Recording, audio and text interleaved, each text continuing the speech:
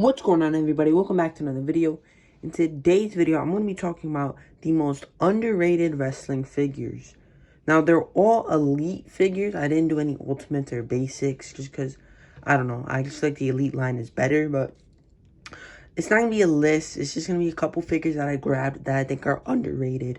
Underrated could mean, like, they get hated on too much or just not talked about enough. So I have a little bit of both in here. But let's start off by talking about this Legends Hulk Hogan figure. I like this figure a lot. I haven't seen a lot of people talk about it. I mean, unfortunately, this did break right here. But this guitar overall is very, very nice. I just think this figure is very, very cool and unique. It's a unique Hulk Hogan. And especially, like, this figure went on sale a lot. Most Legends figures do go on sale a lot. I just think this figure is very, very nice. I don't think a lot of people talk about it. And I just think overall, it's just a very, very good figure. I like that they utilized the new torso. And it's just very unique. It's a different Hulk Hogan. It's not your typical yellow trunks, red knee pads Hulk Hogan. It's different. Another Legends figure is going to be this Bret Hart. In my opinion, this is the best Bret Hart they made. The head sculpt, they never made a good Bret head sculpt, to be honest. But this one is, I think, one of the better ones. I think this attire is my favorite. The all pink and the white is just so nice. And I think everybody needs a Bret Hart figure in their collection. And this is the perfect one, in my opinion. I like this one a lot. I mean, you can probably find this one discounted at your Target right now, maybe. This figure is very, very nice. The next figure is going to be an older figure. It's going to be the Elite 87 Otis. I like this figure a lot, man. I mean, for a big guy, he poses around very, very well. I do like the cut-off shirt here. I think the head sculpt looks just like him. I mean, the only reason why I don't have the Elite 97, I think it was, or... no, it was Elite 107. Is because there's no reason for me to have two Otis figures. And they're kind of similar. I mean, Otis doesn't look that much different. It's just a color change for me personally, especially with the shirt. It's too similar for me. And again, I don't need two Otis figures, but I don't know. That figure, I find myself picking that figure up and posing him around a lot. And on top of that, I only got that figure for like $5 on Ringside, so that was a great one. But another one from that same set is going to be this Apollo Crews. If I was doing this in order, this would be very, very high up, probably number 2. Something about like the way he poses around is just so different. And like, what figure looks up like that? I don't have any figure that can genuinely look up. Like, I mean, he has a bigger neck, but that's about the regular look up on a Mattel figure. And Apollo Crews is literally looking at the sky right now. The way he poses around is great. And I'm a big Apollo Crews fan. I actually think he's underrated as a wrestler. But Apollo Crews, I can see why people didn't pick it up. I mean, he's not on TV too often. But that figure is very, very good, and I highly recommend it. Again, another guy that I actually think is underrated in real life, we have Angel Garza. The figure was so cool with the pants. I don't have him with the pants right now, but the white boots look very, very nice. It represents Angel Garza very well. It looks just like him, and the pants were really a selling point for me. Again, I got this the same time I got Otis. They were like $5 on Ringside, but I think this figure is very underrated, and I think he's underrated in real life. I'm a big fan of Angel Garza. The next figure we have is going to be the Elite 107 Grayson Waller.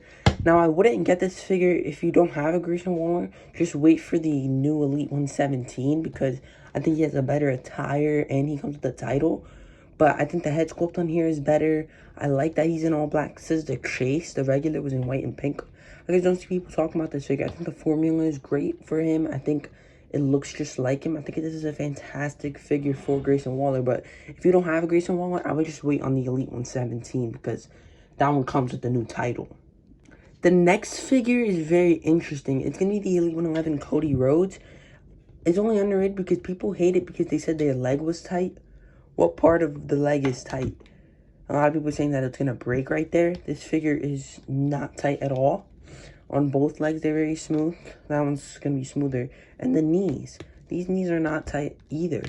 So, and you can say it's from over time, but when I opened this figure out of the packaging, it was smooth right away. Like, maybe it was, like, sitting out in the sun all day and I got lucky, but I don't think this figure has much flaws besides this head scan. And this head scan did grow on me. I used to hate it a lot more. It's still not the best because it sits low on the neck, but it definitely resembles Cody Rhodes. I lifted it up a little bit, and the tattoo aligns a lot better, and it sits better on the neck. But I think this is the best Cody Rhodes of a attire that he actually wore, because my favorite Cody Rhodes is the TMNT one, but I think that figure is very, very good. The next figure is going to be the Ultimate Edition Series 22 Jey Uso. Again, if you don't have a Jey Uso, I would just get the Elite 114, the Elite 114 Chase, or the new Ultimate coming out if you want to wait for that one. You can pre-order that on Amazon and Ringside. I think Amazon comes faster, but if you have this figure, it's a great figure, and you might not want to get the Elite 114, because I think this works perfectly fine for a main event Jey Uso figure.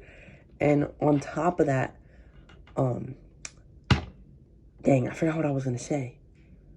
Yeah, I completely forgot what I was going to say, but great figure, and a lot of people don't talk about it. I think it's better than the top picks. Like, if you need a Jey Uso and you decide this one in the top picks, I would get this one instead. But overall, if you don't have a Jey Uso, I would just get the Elite 114.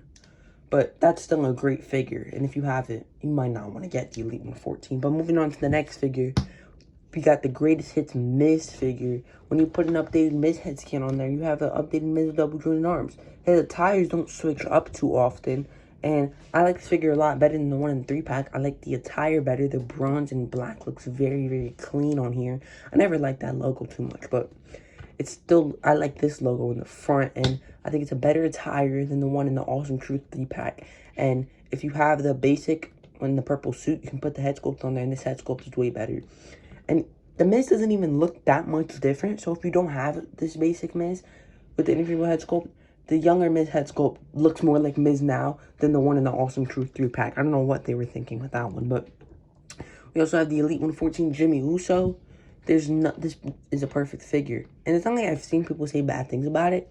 It's a perfect figure, and I don't see people talk about it. I just think this figure is awesome. I do wish it came with an No Yeet shirt, but it's fine. These new pants mold is awesome. You can use this on a lot of guys. Head sculpt is great with the braids. I like the bandana. They went back to the older torso. Truly a fantastic figure. Another one we have, the Elite 103 Stardust. I like this one way better than the Chase. It's a tribute to Dusty. The yellow on here looks... I like yellow on WWE figures because it doesn't happen too often. I think this is the only figure that I have that might have yellow on it primarily, but I really do like the polka dots. It's just a figure that not a lot of people got when it came out, and I did, and I really do enjoy it. I like this figure a whole lot. I think you can still get it for a good price on Amazon, but it's definitely worth it. Like, I don't know, man. It's just so unique to have a Stardust figure. I never thought they would make one. I mean, I never thought Cody would come back in the first place, but when he did, I never thought they were going to make a Stardust figure of all things. But next up, we have the Elite 111 Ricochet. I like this figure a lot. I did put the CM Punk elbow pad on there and the Elite 104 Solo hand tape, and it looks very well. I understand not liking these tiny boots. Like, why doesn't the boot just come up to the knee pad? That's completely understandable. Besides that, he does pull around very well. I mean, as soon as I kicked the leg up the first time, that did smear, which sucks, but that's not the biggest deal for me personally. But his vest is amazing. The chain is very nice. It's just a really nice Ricochet figure. The best Ricochet figure. He went out with a great figure, with a great last figure. The next figure on the list would be this Pete Dunne if this leg wasn't so stiff. Mine is actually breaking, which sucks. Okay, if I open it out, yeah, I don't want to open it all the way, but this leg is breaking, unfortunately. So, oh man, that sucks. But if it wasn't like that, then this figure would be on the list, because besides that, he does pull around very well. The knees aren't too stiff. Bro, come on. I definitely gotta get another Pete Dunne. I don't know what I'm gonna do with this one, but head sculpt is great.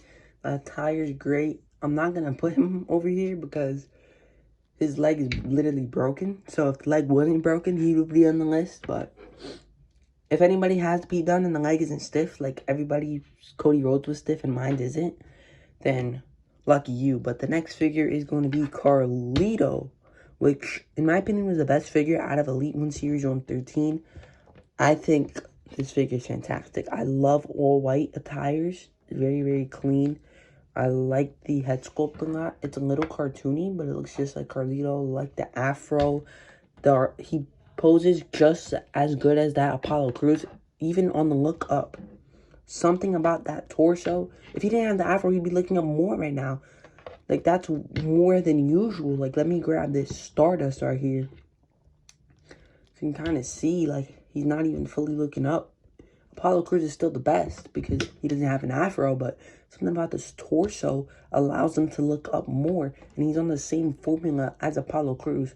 So these are like the top two on the list. Like, if I was doing it in order, he would be number 1, he would be number 2. So those figures are fantastic. Highly, highly recommend. And even Carlito, I think, is underrated. I think Carlito wrestles great. I think he's really funny. I really do like Carlito a lot. Next up, we got the Elite Greatest Hits Series 6, Cody Rhodes. This figure's fantastic. He poses around so good, too. Like, that's one thing about this figure. I love the way he poses around. He's on pinless legs, so that might be why. Only gripe is going to be the head sculpt, but when he has the mask on, like, I really like it a lot, man.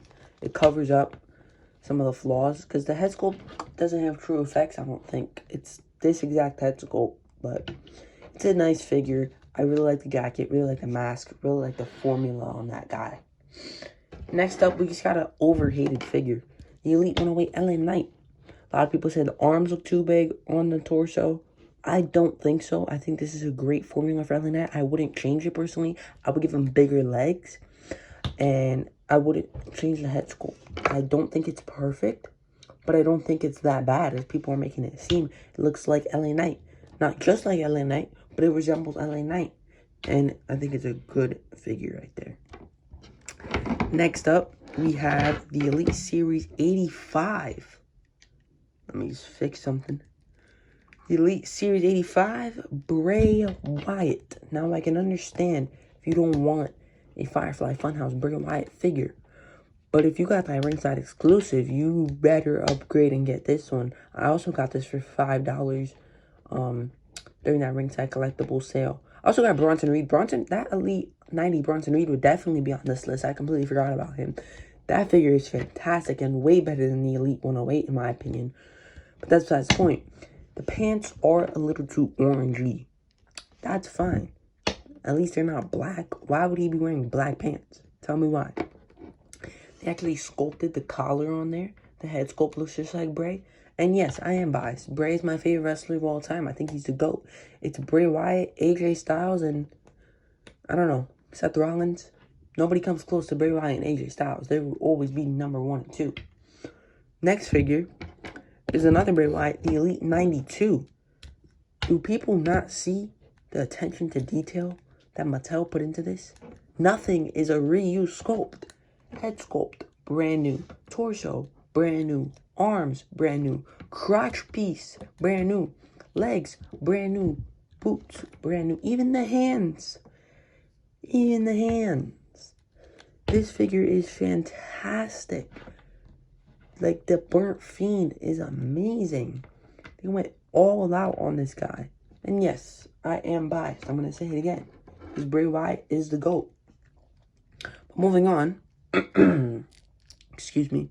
Still have a little cold, but it's nothing too crazy. We got the Elite 105 Johnny Gargano. Now, one thing that is a little weird is the arms are short. I don't know why they're like that. I think this Jey Uso is like that as well. Because look at up next to the Cody Rhodes. But yeah, his arms are short for some reason. Serious? Come on. But moving on. Jay's going to stay on the floor. This figure is perfect in my opinion.